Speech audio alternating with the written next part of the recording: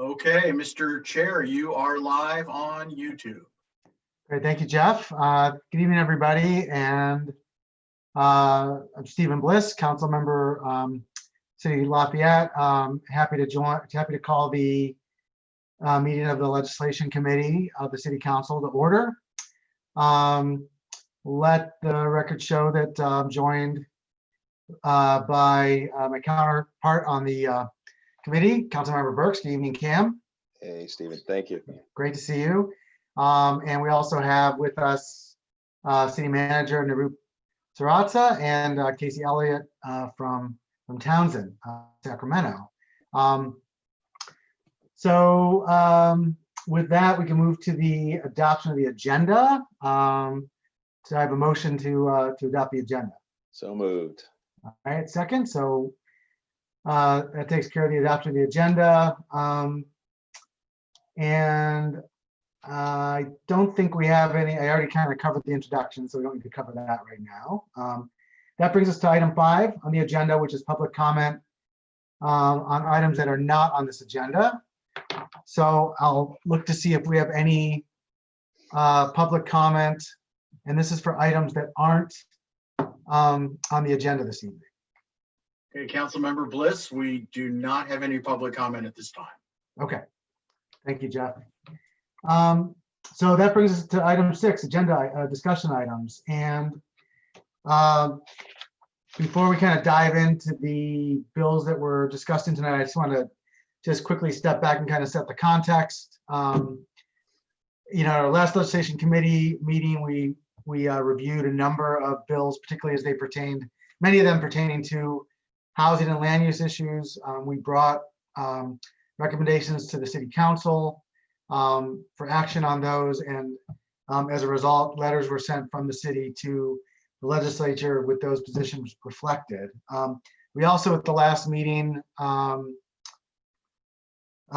looked at changes to our legislative platform from the city with great help and guidance from Townsend and from staff on making some potential changes, particularly as it related to the challenges that we're facing as a state and as a city in light of the COVID-19 pandemic. And so changes did go to the city council for recommendations, which were approved with some modifications and therefore updated our legislative agenda. What we have this evening are some additional bills, some of which we had talked about before, some of which are newly flagged as being potentially of interest to the city and to potentially take a position on. So we'll go to the staff report on that. We have from Townsend really, again, a really great memo outlining some of these bills and what they do and arguments both pro and con. And I also wanted to, as we get into the staff report, also step back and just get a sense of the kind of where things stand currently in Sacramento, particularly as it pertains to the policymaking process going forward. I think we all have seen that there's, I think, correct me if I'm wrong, Casey, one confirmed case of COVID-19 in the legislature. As I understand it, the building is currently right now closed, and a lot of stuff is on hold for the time being.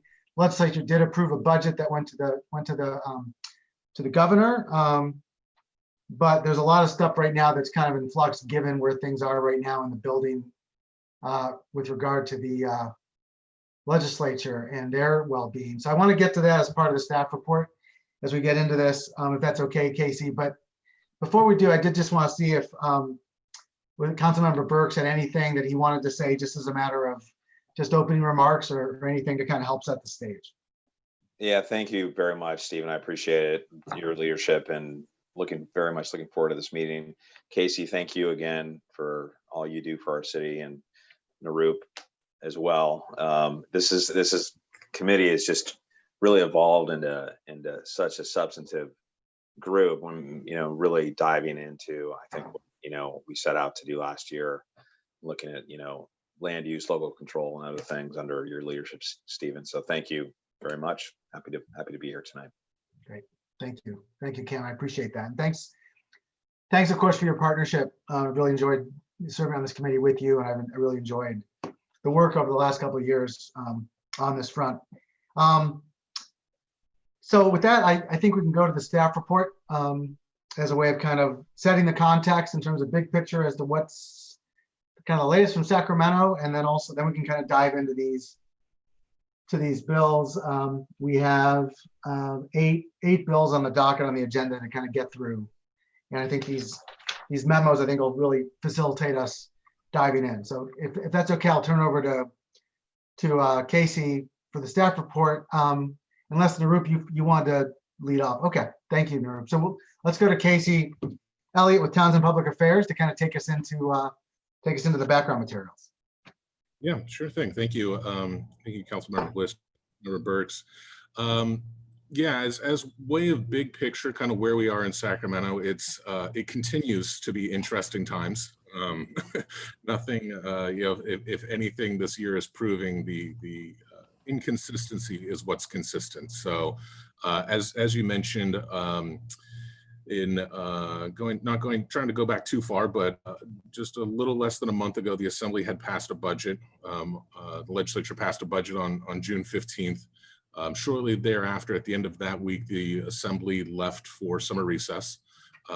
They have been out for summer recess with the exception of the couple of days that they came back in late June to vote on the final budget package that was agreed to with the governor and the Senate. Those bills were approved, I think, if my memory is correct, on the 28th or 29th of June and signed by the governor within 24, 48 hours. After that, the Senate then left for their summer recess right before the July 4th holiday, so they left on July 2nd. Since that time, as Councilmember Bliss noted, we have one publicly confirmed case of an Assembly member testing positive for COVID-19. Based on the media reports and the accounting, it's believed that transmission, that positive transfer occurred on the day that the Assembly was back in session and voting on the budget. It appears that, according to the Assembly member and her staff, it was a mask-to-mask transfer. So it's somewhat, I don't know, disconcerting that even when all the correct procedures and everything are being taken place within the state capitol, there was still a case of transmission. So as a result, as you mentioned, the Capitol building is closed this week. It's closed to the public, undergoing a deep cleaning, a deep cleansing. The legislature, both houses, were scheduled to return on Monday from their summer recess to begin the work, to kind of wrap up the session. That is not happening now. Neither house is coming back next Monday. They have not yet set definitive return dates. So I can't really tell you what the schedule is going to be like right now, because there will need to be an adjustment of the schedule. Obviously, as you guys know, we were already behind what we would normally anticipate the legislative calendar to be, due to the COVID recess that was, in March and April. So really, we have the entire second half of the legislative process that will now need to occur in 4 weeks, 5 weeks. So that'll be committee hearings, fiscal hearings, and floor votes. The state constitution requires an adjournment of regular session on August 31st by midnight. Well, asterisk, but by roughly midnight, most bills have to be taken up. You can still do urgency measures, tax measures, things like that. But at the end of the session on the 31st, if it bleeds into the morning of September 1st, that's the end. That said, the legislature doesn't adjourn sine die until November 30th after the election. So there is the potential of the governor calling a special legislative session, extraordinary session, or multiple extraordinary sessions of the legislature, so that certain policy issues can be dealt with, whether that be budget, housing, wildfires, homelessness. Really, it's at the discretion of the governor to call the session and then to essentially set the parameters of the session.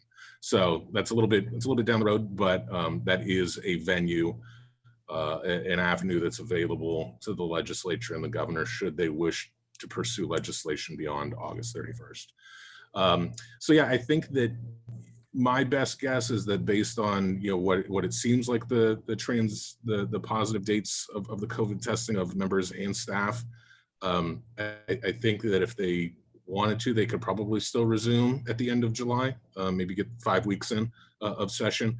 At this point, the legislature does not have a mechanism to vote remotely. They are not, the assembly doesn't think they have the constitutional authority, but either way, neither house has set up rules or anything along that. While it may sound kind of silly to local governments, the state does have to comply with some posting, some notice requirements, webcasting of stuff. So really just the remote voting is not something that the legislature has ever done before. And really they just don't have, kind of the backup structure set. So unlikely, I mean, they could do informational hearings, things like that on a Zoom platform or something like that. But as far as actual voting goes, they would likely need to return to the Capitol.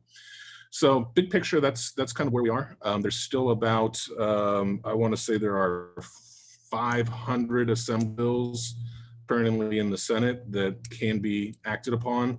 And there's about 200 Senate bills that are in the Assembly that can be acted on. So we're looking at a universe of about 700 bills that are out there in low. And so that's kind of where we are today. I anticipate, again, in the next week or so, we might see some more direction, but the Assembly and the Senate are working together to try to return at the same dates and have the same deadlines. So we'll have a little bit more information on that in the hopefully next week or so. And then if you'd like, I'm happy to move into the bills, the specific bills. Thank you for that context, Casey. Before we jump into the bills, I just want to see, just take a second and see, Councilmember Burks, any questions on that piece of it? No, that was really insightful. I really appreciate the context. I think thank you, Casey. Yeah, I agree. Thank you for that, Casey. It's really helpful. It's obviously pretty sobering, to say the least, to hear the latest. And obviously we're hoping that you and those close to you stay safe and healthy during this time. One question I just had, in terms of like a process question as it pertains to legislation, and which might not tonight, but over the next several months, just inform how we interact with the process. Does the legislature, do they have the ability or the leeway within their constraints to, I assume it would take a 2/3 vote, but to create or pass rules that would allow bills to, for example, move to a full floor vote without committee hearings? Are there ways they can streamline the process by amending the rules with, during session itself? Yeah. Both the Assembly and Senate have some pretty broad latitude as far as the House rules go. So they have the ability to adjust the calendar on the fly, which they've done already this year. I would have to go back and check the Constitution because I don't know that there's a constitutional requirement that bills be heard in Policy Committee. There is a constitutional requirement for bills to be in print for 72 hours before they're voted on the floor. So there is some limitations there. And really, it's my recollection, which unfortunately I do have a highlighted and dog-eared state of California Constitution relatively close by. But my recollection is that in this year that the 31st of August is the only date that's set in stone in the Constitution. So they would have some leeway otherwise. One thing that the legislature could do has been done in some limited fashion. I mean, they have the ability to call committee hearings off the floor during floor sessions. They probably have the ability to do informational hearings remotely. Not take votes, but hear the contents of bills remotely, and then they could just come back and just do an up or down vote without testimony. So really limiting the time that they'd need to be in person. So yeah, they have some pretty broad latitudes. I mean, we've seen bills go through without true policy committee hearings, I mean, that happens, quite often. Usually they'll do some kind of a, even if it's just a rubber stamp off the floor, quick hearing. I don't know if that's more just, I'll have to look to see if that's some type of a constitutional requirement or if that's just more of a custom of the House. But yeah, they definitely have ways of moving things quickly if they need to. I just don't know if they can fully exempt themselves out of policy committee hearings. Okay. Great, thank you for that. So I think we can move into the various bills that we have before us tonight. If I recall correctly, and Narup, tell me if I'm, or Can tell me if I'm off on this. I seem to recall that what we did last time was we would have the presentation from Townsend for each bill. We would discuss it, and I think we asked for any public comment for each bill as we went, right?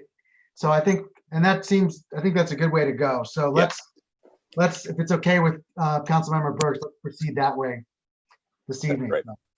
Great. Okay, so Casey, with that, we'll turn over to you. And the first on our list is this is AB 725 from Wix on density requirement for moderate and above moderate income housing. Yeah, thank you. Yeah, as you mentioned, AB 725 by Ms. Wicks, it modifies density requirements for moderate and above moderate housing. It would require a city to allocate at least 25% of their RENA for moderate and above moderate housing to sites that would allow for zoning of at least 2, but not more than 35 units per acre. The bill has some other provisions in it as relating to suburban, metropolitan, other areas. But that's effectively what the bill would do. The supporters kind of point to the production of what what's referred to as the missing middle housing, getting more dense housing in those I would say traditionally single family development ranges. Ultimately, if this bill was for a typical city, if this bill was put into place, it would have about 40 to 55–60% of land zoned for multifamily housing within any jurisdiction. The bill itself was actually approved by the Assembly earlier this year. It was a 2-year bill, so it was approved by the Assembly back in January. Has been in the Senate since then. It's been referred to the Housing Committee, but does not yet have a hearing date for a number of the reasons that we mentioned in the last discussion. I did want to quickly note, though, just on this bill, and it applies to a couple of others as well that are in here that are 2-year bills. For the staff report that I put together, it lists support and opposition. I have pulled the official opposition from the most recent, in these cases, they're the Assembly floor analyses and the committee analyses. So while there may be additional support or opposition that have come onto these bills, I try to use the official documents, so I'm not necessarily kind of scouring the internet. So just so you guys are aware that the support and opposition list on this bill, on a couple of others, has definitely grown, but I just wanted you to understand why I kind of have those folks listed that are listed in the bill. Thank you. Very helpful. Councilmember Burks, questions? Thank you. Thanks very much, Casey. What question for the city manager, Narup? What's our position? Have we taken a position? You're on mute. Narup, you're on mute. I know it's been a long day. I learned the day we stopped using Zoom. Yeah. We are recommending oppose because this bill does erode local land use control. It doesn't give the city the ability to plan for where housing of different densities can be located. We did review our legislative platform, and our recommendation is in sync with that platform. Okay, thank you very much. And just a question for Casey. How did Assemblymember Bauer-Cahan vote on this? It may be in the packet. I may have missed it. I apologize. Do you know? Yeah. Yeah, I can pull that up here. She voted against this measure. Against? Yes. Okay, great. That's all I have. Thanks.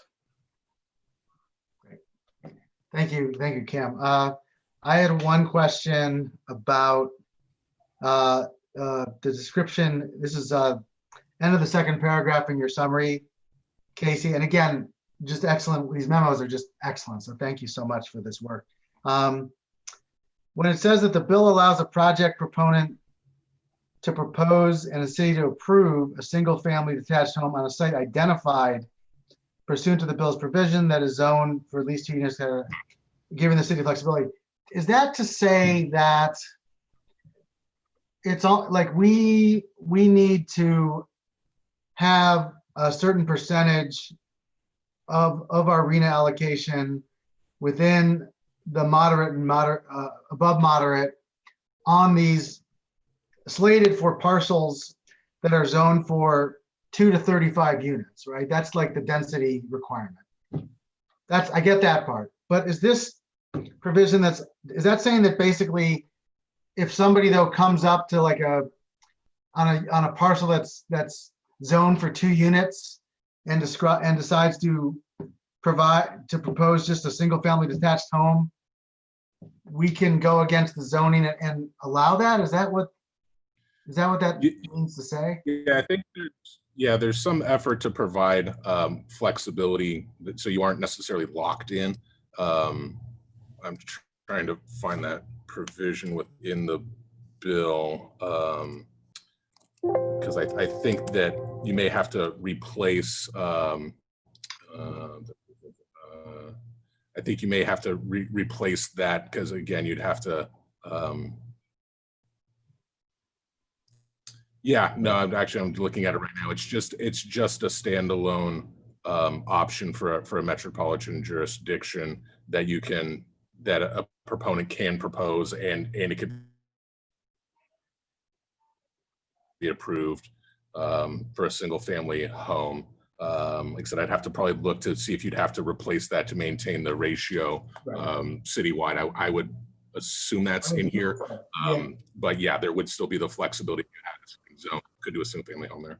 Okay, I mean, that's helpful. I wouldn't say that materially changes my thinking about the bill. I'm inclined to go with the opposed position that's recommended here. And I'm encouraged to hear that our assembly member from our area voted against it. The thing is just about that provision I was curious about is one of the things that's always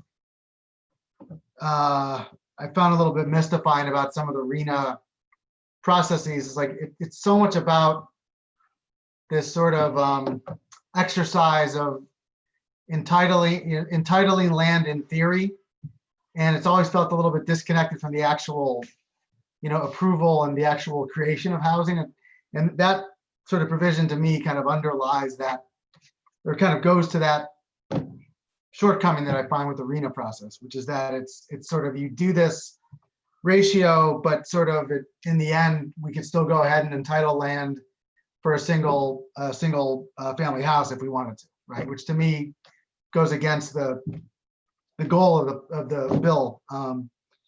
Anyway, so yeah, that's kind of where I am on it. I want to see I think at this point we should see if there's any public comments. So I'll look to Jeff as to whether there is for this bill. Councilmember Bliss, no public comments at this time. Okay. Thank you, Jeff. Okay. So I think we can, Cam, I want to get your sense on this, like where you're at with this bill. Yeah, I'm in favor of opposing, and I'm also pleased to see that our assembly member voted against the bill in line with her constituency and the general feeling of the community that I believe it's existed for quite some time. So Great. Thank you. Okay, so I think, do we need a formal motion, Narup, for a recommendation? Okay, thank you. I'll go ahead and move that. Okay, I'll second. With that, we'll move a recommendation to the council to take a opposed position on AB 725. Moves us on to AB 1063. Has to do with ADUs as a potential mechanism for boosting the creation of housing units. Casey? Yeah, so AB 1063 by Assemblymember Petrie Norris is a new bill. It was just gotten amended on the 29th. It also is intended to provide some flexibility for cities to increase housing production, as well as the time needed for construction. I should note off the bat, though, that this measure comes from a number of cities within the Assembly members district that we're trying to work to find solutions for some of these issues. In full disclosure, some of those are clients of our company, though not folks that I work with directly. So the idea here was to try to provide some flexibility, particularly for cities. So kind of the bullet points outline the four major items that are within this bill. So expanding the ability to count ADUs towards RENA and establishing some assumptions for affordability levels of those units.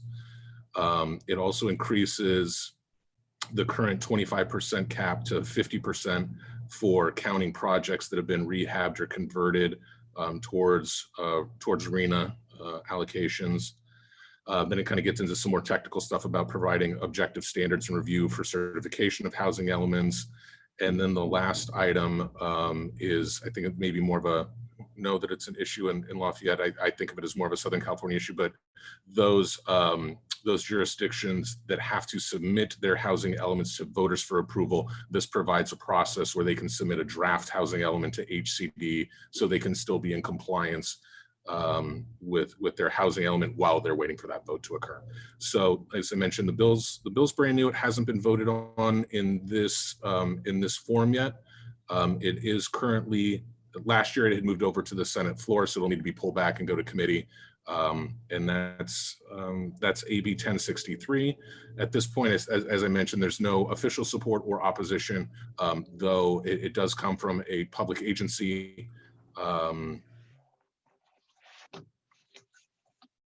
request of public agencies. So I guess I'll probably just leave it at that. Thank you, Casey. And the recommended action here is a support position. Is that right? Yes. Okay. I would add that this bill provides a lot of clarity that's very needed in the RENA process and in the preparation of housing elements. We've always struggled and always asked the question, do ADUs count? And we want ADUs to count. And this really opens that up, describes the process. And if I'm not mistaken, Casey, was this one of the bills that the league was involved in from cities as part of the league? Or maybe it was another bill that I'm thinking of. I know that there have been a group of cities in Orange County that have been involved. I don't know if they've worked through the league or I don't know. There's so many city associations in Orange County. Yeah. Kind of lose track, but yeah, but it has been they've been working together amongst local government advocates down there as well. Thank you, Casey and Narup, for that. Councilmember Burks, questions? Yeah, just one is in the bill. Does it? I know we had a discussion about ADUs and sort of design standards, and there was a bill that it was either legislation or it was something that we had talked about at city council meeting about the setback requirements for ADUs. Is there anything in this bill associated with that, with design standards delineated? Casey, do you know? No, I think this bill just strictly sticks with how they are how they're identified and and what and what kind of income brackets they can be factored into for RENA. So yeah, nothing about the actual ADU or local ordinances at all in this bill.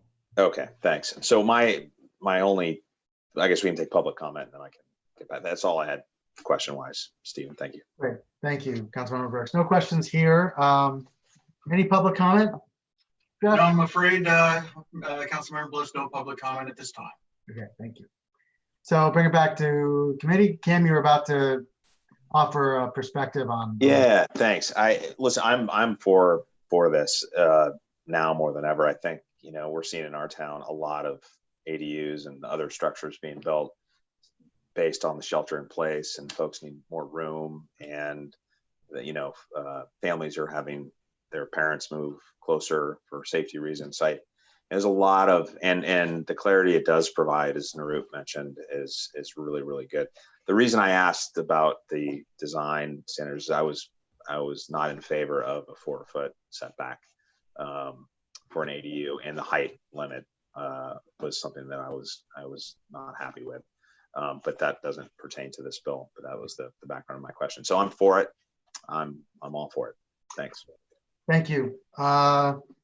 Yeah, and I would agree. It doesn't affect anything that's allowable in terms of ADUs, but it does mean that if people are creating them, we'll be able to. And I like that it does explicitly include rehab, conversion, and preservation as part of it, which I think is really great, especially with a town like ours that has, some measure of older housing stock. So I really, I would support this. I think, in a bigger picture sense, I think, our ability to hit RENA targets over the next several years is always a challenge. I think, and not knowing what the market's going to do, which no one does, obviously.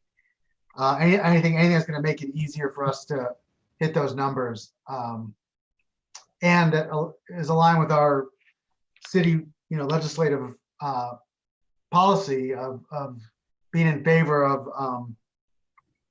of things that allow ADUs to be counted toward our RENA allocation, I think is good. So, or our RENA fulfillment, I should say. So, I would entertain a motion that we move a support recommendation to council. Yeah, I'll make that motion. Okay, That we support. Okay, I'll second. So we'll be bringing a support recommendation to council on this item. On to AB 1196, has to do with chokehold restrictions. Casey.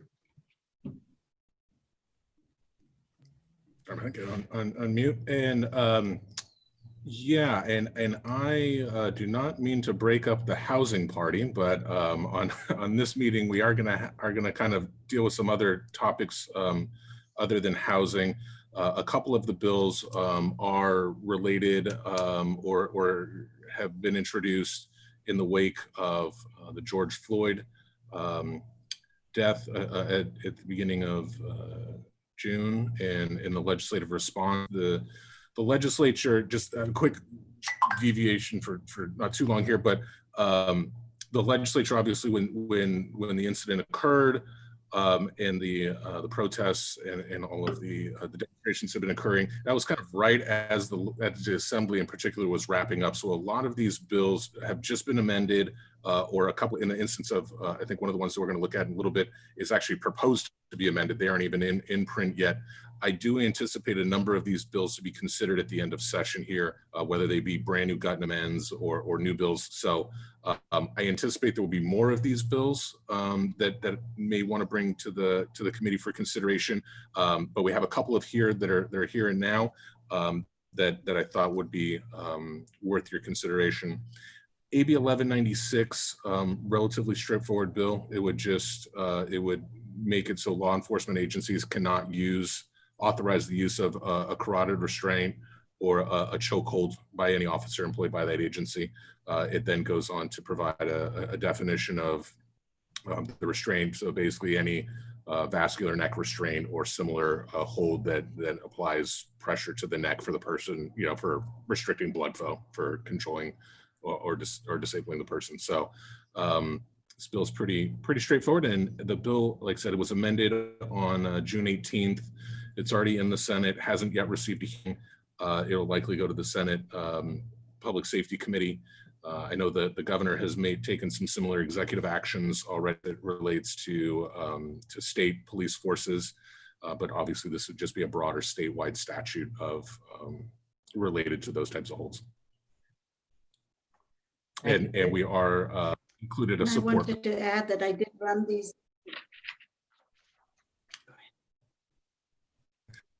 I just want to say that we're recommending a support position. Thank you. I wanted to add that I ran these bills by our police chief, and the sheriff's office prohibits chokeholds. And so he had no issues with this. So, right, and thank you for that. Thank you for checking on that, Ruth. That's really helpful. Councilmember Burks, any questions? No, just I support it fully. Obviously, we have a police department that's under the guidelines now, but does the bill get into changing or engagement with post standards in training? So is it for post law enforcement agencies, certified agencies? Casey, do you know? Let me double check here. And if you don't know, you can get back to it. I mean, I just was curious. Yeah, it just the way they define law enforcement agency for a purpose of this bill is any agency, department, or other entity of the state or political subdivision thereof that employs any police officer described in, and then it provides penal code reference. So Okay. Not get into the post trainings and standards issue, but it's pretty broad in its application if it applies to. Okay, so it's state only. So a federal agency, it does not apply to federal agencies or Correct, federal law enforcement. Okay. Yeah. All right. That's Thank you. Thank you for that. Yeah, no questions. I'm pleased to hear that this is already the policy of our county sheriff's office. I want to check with Jeff and see if there's any public comment on this. No, Councilmember Bliss, no public comment at this time. Okay, thank you. So I think Cam, go ahead. Yeah, no, I would move to make a motion to support the bill. Yeah, I second. And so with that, we'll move a support recommendation to council on AB 1196. Moving on to AB 1279 from Bloom. Casey.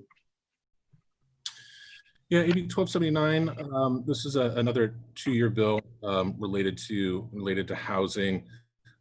This bill will probably remind you of the SB 50 conversation that we had. It's still kind of remodeled. It's still kind of modeled off that bill and in that format. So the bill itself would require HCD to create a process to designate high opportunity areas within the state based on highest resource, high resource transit. And then within those high opportunity areas, there would be housing by right for housing meeting certain criteria. A lot of that, again, is on location and proximity to transit, dealing with density, height, affordability aspects. So that's, again, it's pretty much kind of what's left of SB 50, so similar model. It does, I think one of the differences is it does look at HCD, kind of refers them to some existing opportunity maps that TCAC, the Tax Credit Allocation Committee, already has. So at least they try to provide somewhat of a process around the designation of high resource. I'm not going to tell you that the TCAC opportunity maps have been designed with housing in mind, but that's the process that's slightly different on this bill. The measure actually was approved in the Assembly over a year ago, at the end of last May, and has been in the Senate since. It's still eligible to be heard. I included it in here because it was amended back in April, so that at least there was some activity by the author. So it is still eligible to be considered. Obviously, we have a lot of other housing bills and a lot of different paths that have occurred since then, but still thought it was a measure worth putting in front of you guys. And from staff's perspective, a couple of bills rise into prominence this year. We tackled SB 50 last year. I think we need to focus our efforts on 1279 because this is a bill that truly takes away local land use control in a way that is not clearly defined. These definitions of opportunity areas, high resource areas, they come out of bills and then we all try to understand what they truly mean. Whereas I would rather have them define those areas first and then start drafting the bills. So it leaves a lot of questions, more questions than answers. And again, it's inconsistent with our legislative platform. Great. Thank you, Casey and Arup. Councilmember Burks, any questions? No, just, I fully agree with the city manager.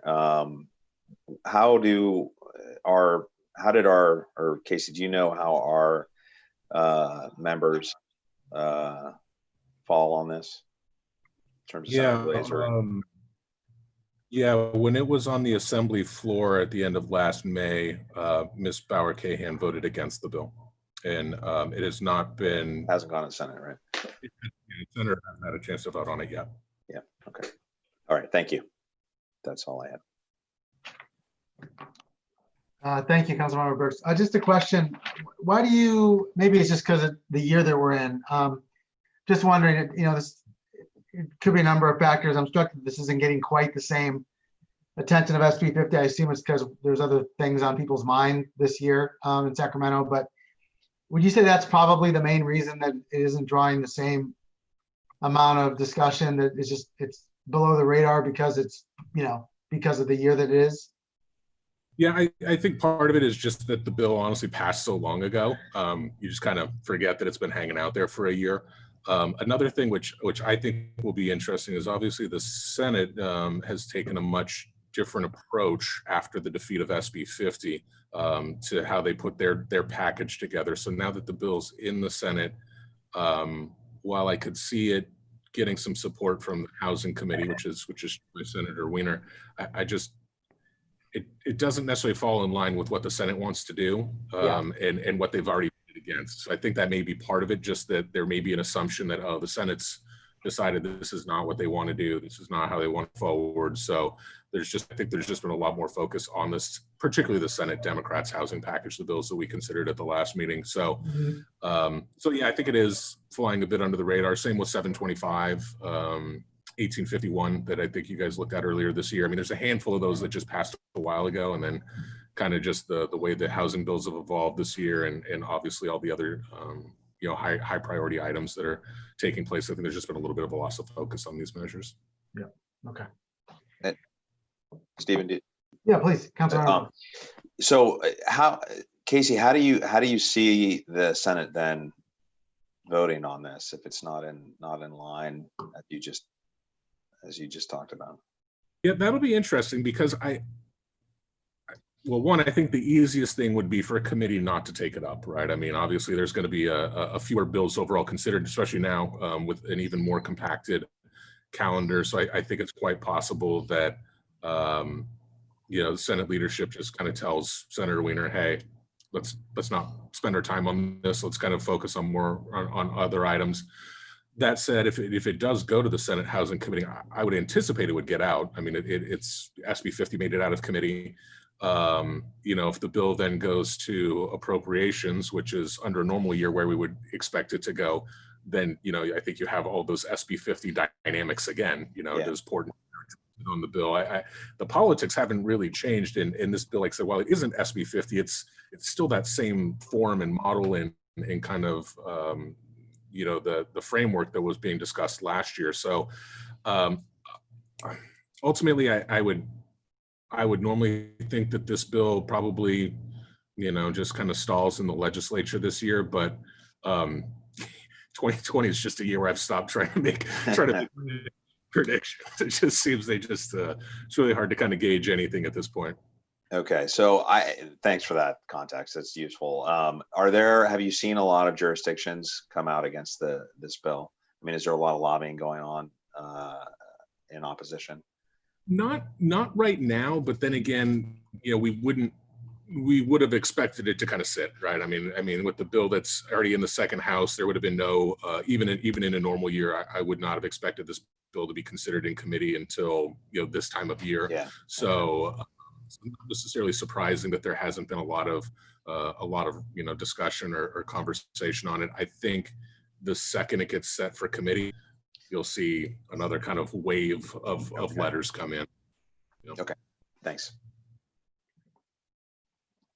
Thank you. Thanks to you both. Jeff, any public comment? No, not at this time. Thank you.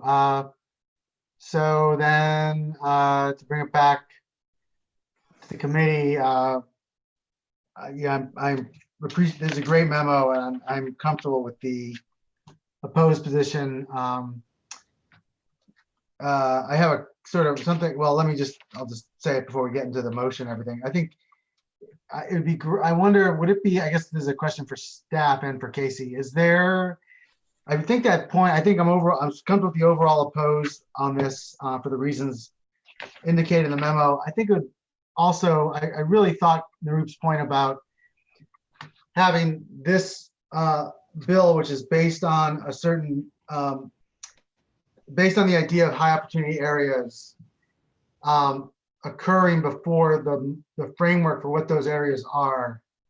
I think that's a really important part of this. And I think it might be, if it's their way to do this, it'd be great to have just a brief mention of the letter in the letter. If we do send an opposed letter, something referencing that as one of the reasons that we just, as a matter of just a policymaking principle, the idea of having a bill dependent upon the idea of high opportunity areas without having up-to-date or really credible maps or definitions in place.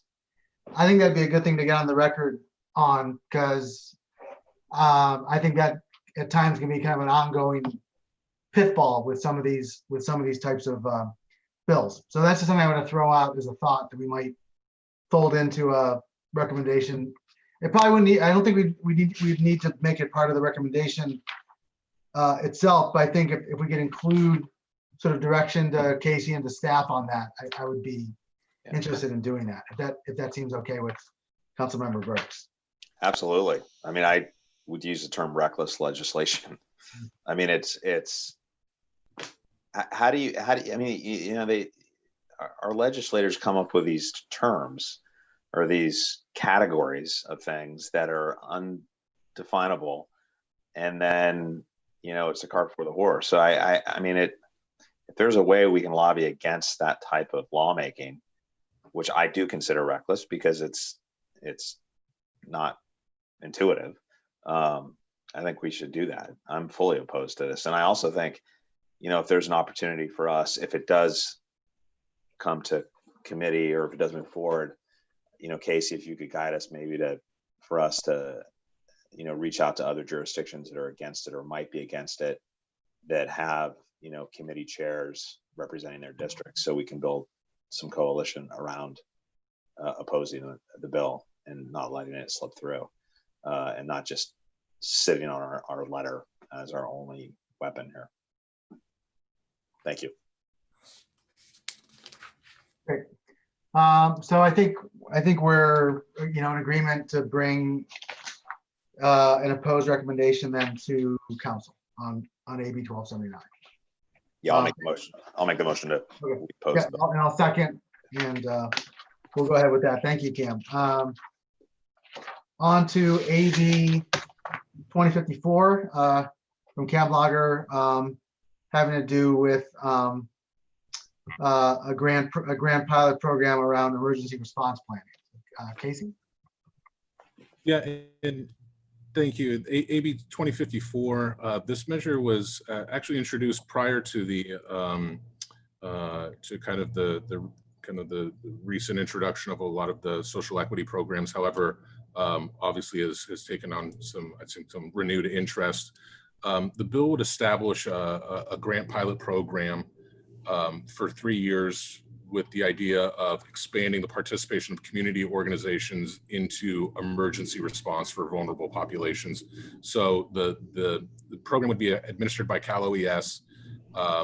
In order to get out of appropriations, they did narrow it slightly, so it would have up to 12 grants to community organizations, which could then be used for planning, project implementation, staffing, facilities, training, program evaluation.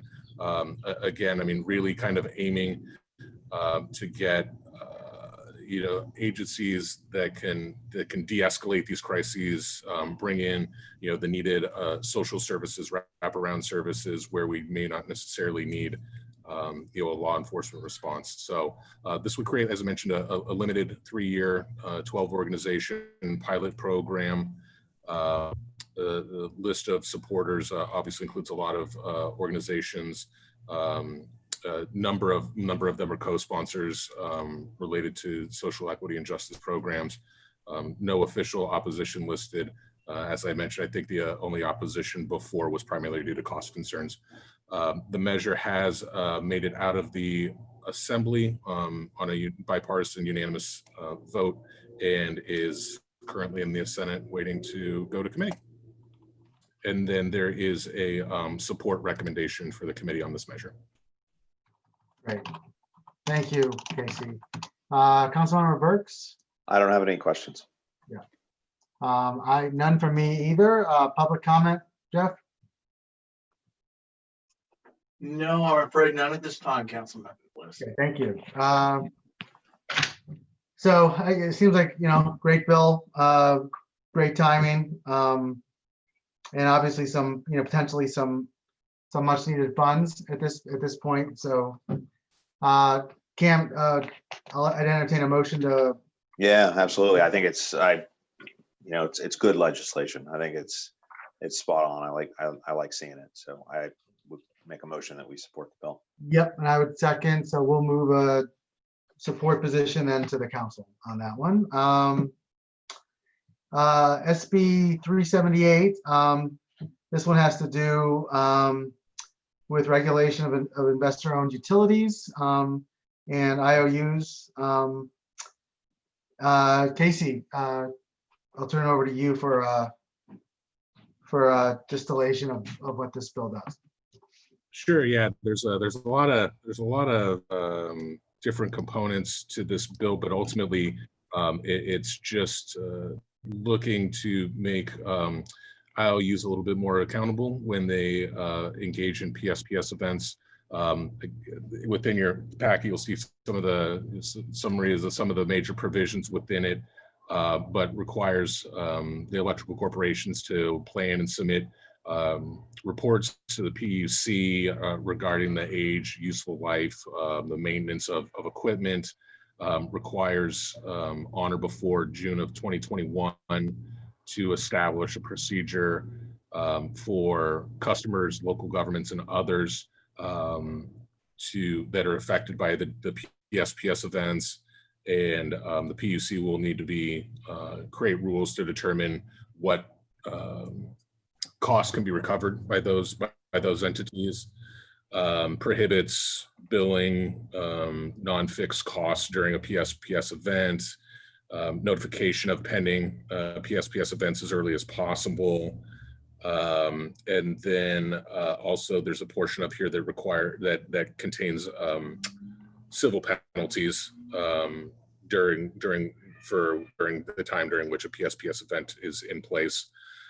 This measure was considered earlier this year, so this was one that was voted out of the Senate in January on a 25-2 vote.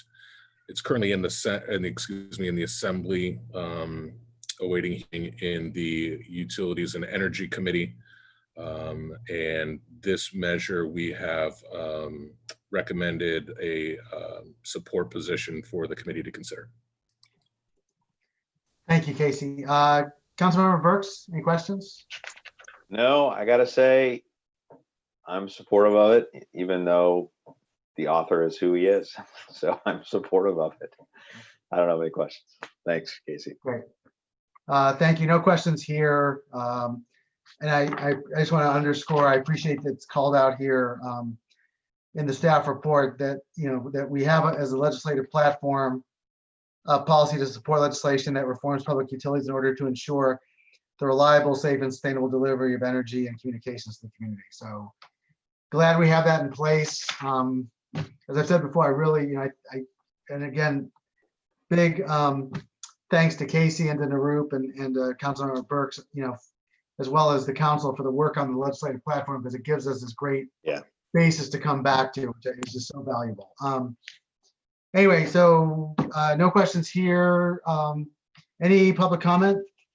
None at this time, Councilman Bliss. Okay. Thank you, Jeff.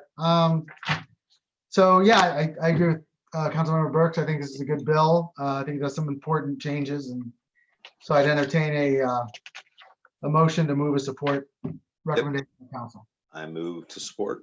Okay, great, thank you. So I second, and we'll move a support recommendation to council on SB 378. SB 731, Bradford, and it has to do with peace officer certification, revocation. Casey? Yeah, just one quick process thing on this measure before we get started.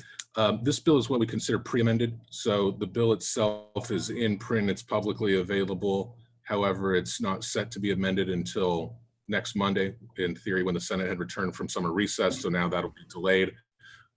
So the bill itself, as I mentioned, is in print, it's publicly available, but technically it hasn't been amended yet. So just a little bit in case anyone's seeing a July 13th and wondering if this is a post-dated check or something along those lines. It's a relatively common procedure, but just wanted that clarification. The bill itself would create a state process to automatically revoke the certification of a peace officer following a conviction of certain crimes or termination due to specified misconduct. So really, I mean, where this bill is going is if a person in a law enforcement agency in one portion of the state receives some discipline that results in their termination or otherwise, then they would not be able to go to another jurisdiction and hop on. This does, to Councilmember Burke's earlier question, does get into some certificates issued by post. So this does provide post the authority to accept a surrendered certificate or deny the issuance of a certificate. It authorizes them, to make those on very specific grounds: excessive force, sexual assault, false arrest, unprofessional conduct. It then also would allow for decertification to then go to the Department of Justice for investigation. So there is a process set up within this bill. Should they determine, so DOJ can ultimately be the arbiter of whether a certification should be denied or revoked. Post can make that recommendation, but they would not be the judge and the jury in this case. And then I just put a note in there that this bill does arise out of some statewide investigation that's been done, that was spearheaded by the Bay Area News Group, that found at least, I believe the number was 80 officers were still working in law enforcement in California that would have fallen under the provisions of this bill. As I mentioned, since the bill is not technically in print, there's no support or opposition, though I would note that when Senator Bradford issued his press release on this bill, he did note that it was a priority of the Legislative Black Caucus, and it was part of their package of police reform legislation that they're going to be pursuing.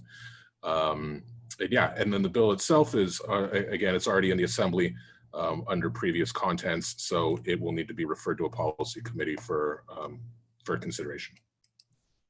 Great. Oh, excuse me. And then we have included a support recommendation for the committee's consideration. Thank you, Casey. Councilmember Burks, any questions? Just to our city manager, did Chief Aldrich have a comment on this? I think you're on mute. You're on mute, Naru. He's looked at this bill and has no comments. Okay. Yeah. And he's looked at the report as well. Okay, thanks. I don't have any further questions. Okay, any public comment, Jeff? No, nothing at this time. Okay, thank you. Quiet out there. So I'll bring it back. I appreciate again, the extensive memo on this. I'm comfortable with going with the support recommendation to council. Councilmember Burks. Yeah, I'm, having been a federal law enforcement officer, a federal agent for 13 years, I find it disturbing that, there's 80 plus sworn police officers on the street, that have been fired from other agencies for really bad misconduct. And I've seen this since I've lived, growing up in California, police officers hop in agencies after they've been fired.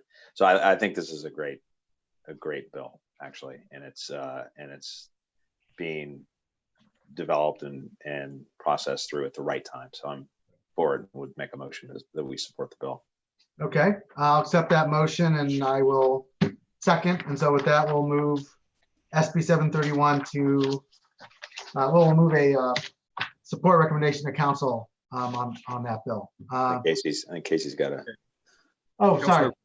If I could, and I'm sorry, I should have mentioned earlier, I don't know if it needs to be included as part of your recommendation, but I would suggest, since this bill is pre-amended, obviously there would be time before council considers the measure, but I would just want to make sure that the bill itself doesn't undergo any further amendments as part of the introduction process. So I don't anticipate that it will, but if it's all right, I would just maybe make a suggestion that we hold off transmittal of the letter pending the bill actually becoming in print officially. And I thought that was going to happen just given the timing of our meeting and when council would consider it. But now that the legislature is kind of on this summer recess limbo, I would just like to put that caveat in. I wouldn't want you guys to be in support for a bill that ends up doing something different than what I'm describing to you. Do you want me to make a new motion, Stephen? Or Narup, do I need to make a new motion to that caveat? You can say you accept the staff's amendment to your motion. That should be enough for now. Okay, I accept the staff's amendment to my motion, Stephen. Thanks. That sounds great. I second the amended motion, and we then, when we bring this to council, we can just, as part of the discussion, just clarify that timing issue with regard to the letter. That's great. Okay, and so last on our docket then is our own Senator Glazer, SB 801, having to do with electrical corporations and backup resources. Casey? Yeah, so this measure, as you mentioned by Senator Glazer, would just require electric corporations to deploy backup resources for customers receiving medical baseline allowance and living in high fire threat districts. The corporation would have to have a program, and they would just need to do it in consultation with a local community disability rights group or other local disability advocates if there isn't an established group.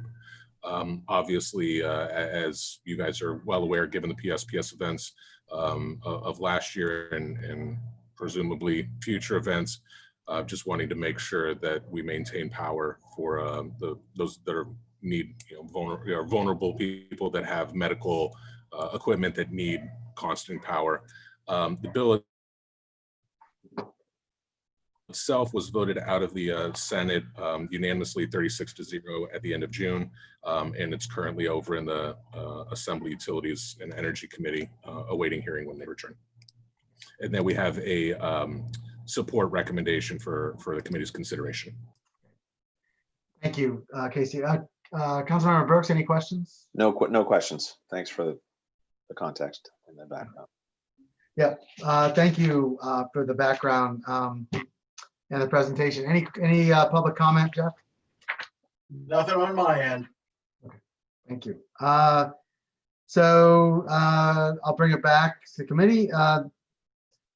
It's a great bill. I'd be inclined to support it. I think it's critical to have these backup resources. I would also note here in the staff report, the wide range of people at the state level who are supporting this. And also, if we do support it, we'd be joining our neighbors here on both sides of the hill in Orinda as well as in Berkeley, which I think would be a nice note of kind of offering a regional voice on this bill, which seems to have a fair amount of momentum as noted. So, Councilmember Burks. Yeah, I fully support it. I'm glad to see that our representative is leading the charge on this with Senator Glazer. So I applaud his leadership on this bill. And so I'd make a motion that we support the bill.